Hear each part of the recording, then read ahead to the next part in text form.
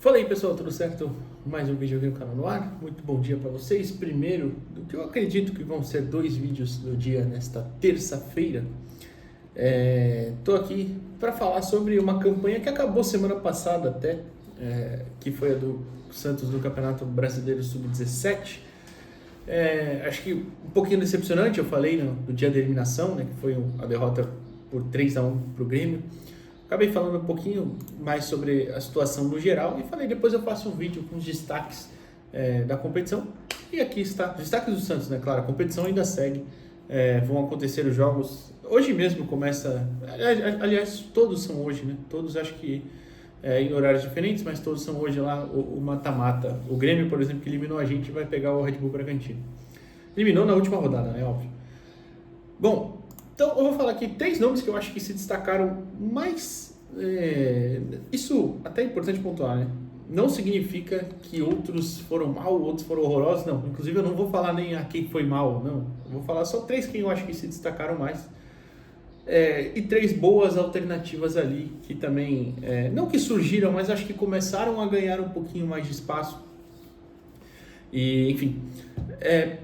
Outra coisa, estou falando só do brasileiro mesmo, tá? O Paulista ainda segue em disputa. O Santos, por exemplo, vai pegar o Juventus da Moca. Ainda não saiu. Eu estou gravando esse vídeo na segunda, tá? Ainda não saiu as datas, mas deve ser nos próximos 2 sábados. O Santos joga primeiro em São Paulo, depois aqui em Santos, não sei. Ou de repente manda para Santo André, não sei. O Santos joga fora primeiro e decide em casa. No Sub-17 e no Sub-20 enfrenta o São Bernardo, né? E aí é o inverso, joga primeiro em casa e decide fora, porque a campanha de São Bernardo é melhor. E no Sub-15 até, eu debatei no jogo também, ainda não sei, ainda não saiu, mas pega o Guarani e enfrenta a mesma coisa, primeiro fora e decide em casa. Só o Sub-17 justamente por ter uma campanha melhor ali, que decide em casa. Então, falei tudo isso porque vou falar só da campanha do brasileiro, de novo. Paulista até por usar também um time diferente, né? Normalmente o Santos nessas primeiras fases mandava a campo um time mais alternativo, agora talvez comece a colocar mais os principais jogadores aí, que foram esses que disputaram o Brasileirão, tá bom? Dito tudo isso, deixa o like aqui no vídeo, se inscreve no canal, dá essa moral aí pra gente, isso ajuda bastante mesmo o YouTube a entregar pra mais gente, recomendar mais o conteúdo. Se você puder hypar também o vídeo, são 3 hypes por semana, né? Isso você só pode fazer no celular. Se você quiser gastar os seus aqui, ou um deles pelo menos, eu te agradeço. Se não, também não tem problema. Mas aí deixa o like e a inscrição. Bom, vamos lá, beleza. Não tem ordem, tá? Nem nada, só vou falar os 3 nomes que eu acho que foram bem, tiveram bons desempenhos. O primeiro, não necessariamente de novo em ordem, eu vou falar o Davi Nogueira, claro. O artilheiro do time, foram 8 gols na competição. Isso vale lembrar, ele estando no primeiro ano do Sub-17, ele ainda tem 16 anos, voltou de uma lesão LCA, ele volta até jogando contra o Mauá, ou Mauaense, acho que foi o Mauaense, no Paulista, e aí na semana seguinte já começa o Brasileiro, e ele faz um gol até, inclusive na estreia, uma das derrotas que o Santos não poderia ter acontecido, ainda antes de ter Pelé sobre o Fortaleza, né? Para o Fortaleza, melhor dizendo, foi 2-1, o Davi faz o gol dele. Foram 8 gols na competição em 15 jogos, bons números ali, né? Mas que talvez pudesse até ter sido melhor se o Santos tivesse tido um desempenho de novo melhor em alguns jogos. Foram 15 partidas, até porque ele também esteve a serviço da seleção brasileira, então por isso perdeu alguns jogos ali. Mas devido ao contexto todo, voltando de LCA, ainda no primeiro ano do Sub-17, perdendo alguns jogos, foi muito bem o Davi Nogueira.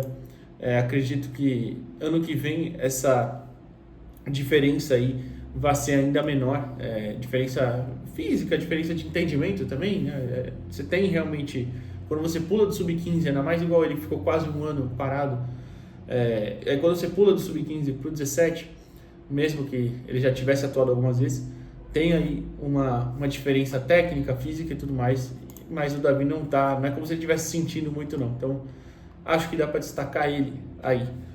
Outro destaque é um jogador que eu particularmente até me surpreendi também com ele, e eu já explico o porquê, que é o Samuel Pierre. O Samuel Pierre é um volante, inclusive tem entrevista com ele aqui no canal, já foi segundo volante, já foi nessa temporada mesmo, tá? Foi segundo volante, agora tem atuado mais como primeiro, já foi também, ele falou que ao longo da trajetória dele chegou a atuar como meio campista, como defensor, enfim.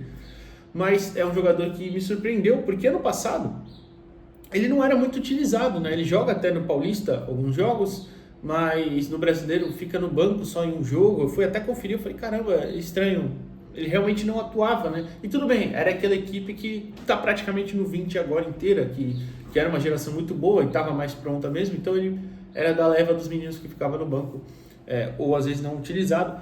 Então não atuou tanto, e pelo menos em competições oficiais, tá? Quando eu falo isso é sempre considerando o Brasileiro, Paulista, Copinha, Sub-17 não tem Copinha, óbvio, mas considerando essas competições, uma ou outra Copinha ali, de novo, eu sempre gosto de lembrar, Copa Bull, não acho que vale a pena acompanhar tanto, algumas vezes os resultados são um pouquinho fantasiosos e tal, outras Copas são mais interessantes, claro, mas enfim, então, jogos oficiais, né?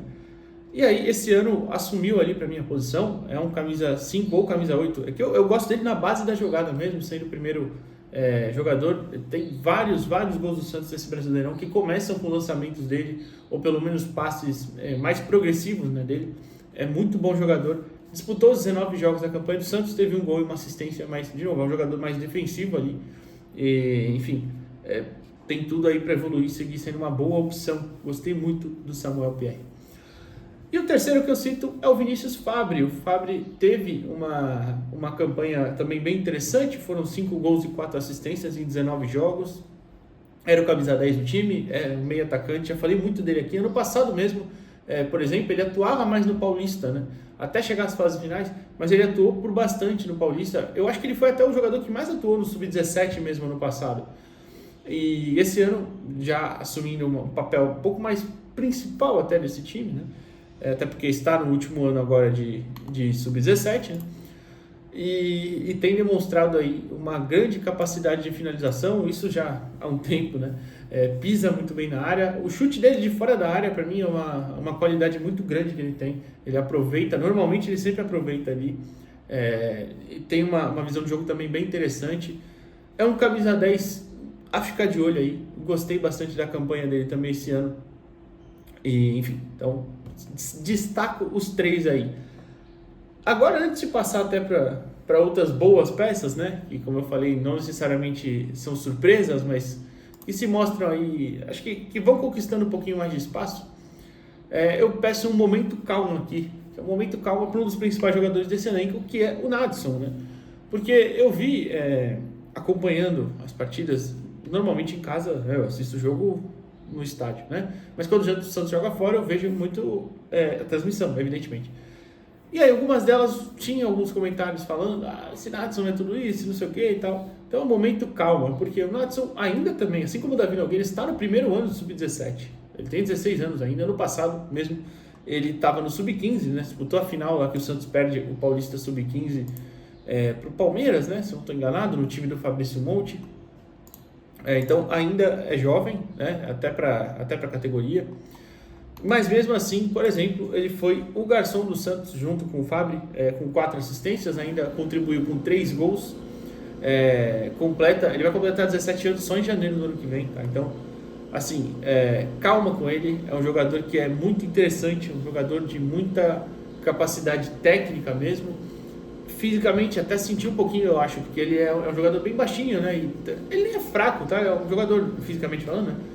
Até que razoável, forte, né, para o tamanho dele, mas é bem baixinho, então tem essa diferença física que também conta. Mas é um jogador que, por exemplo, já atuou em Copinha, já atuou algumas vezes no Sub-20, é muito, muito talentoso o Nadson. E se ele não estourou ainda no Brasileirão esse ano, vocês podem ter certeza que do ano que vem não vai passar isso. E outra, ainda tem o Paulista aí para ele demonstrar a qualidade dele. É muito, muito bom jogador o Nadson. Então, por favor, pelo amor de Deus, momento calmo aqui. E por fim, passo para as últimas peças que não necessariamente fizeram um Brasileirão assim tão bom, até por terem jogado menos, mas são ótimas peças. São peças que a gente já conhecia mais ou menos, ou que chegaram recentemente. Como, por exemplo, o Rian Carlos, zagueiro que até atualmente ele está machucado, mas ele, ou pelo menos estava, né? Não sei se ele vai voltar a atuar já, mas ele teve boas partidas aí vindo do São Paulo. Ele chegou há pouco tempo do São Paulo, mas é um zagueiro que tem uma saída de bola muito interessante, tem um passe muito interessante, né? É o tipo de jogador que fica muito tranquilo com a bola no pé.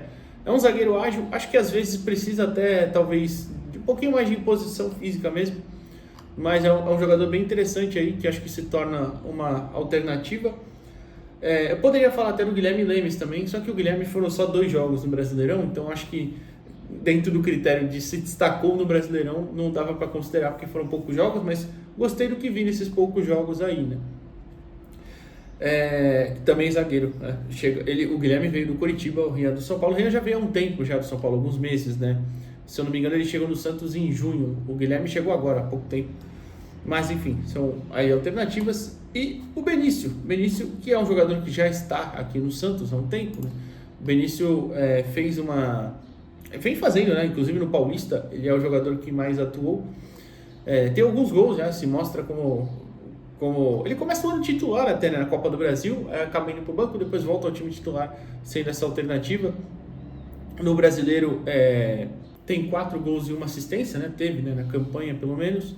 E é um jogador que acho que tem ali se tornou uma alternativa interessante para esse time do Helder. Pode ser jogar pelo lado. Tem entrevista aqui com ele também depois do jogo do Paulista. No Paulista ele tem ainda mais gols, é o principal jogador ofensivo, acho, do Paulista quando está em campo, né?